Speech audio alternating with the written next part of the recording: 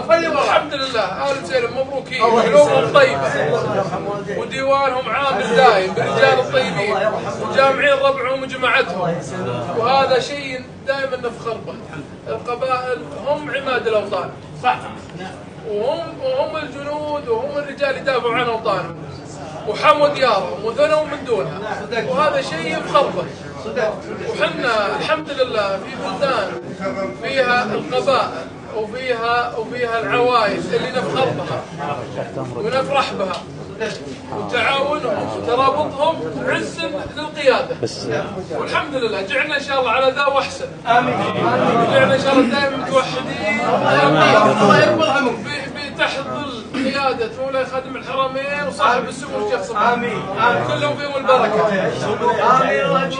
والله ترى الرجال ما قصر، طلب ان نتغدى ولا نتعشى وما قصر.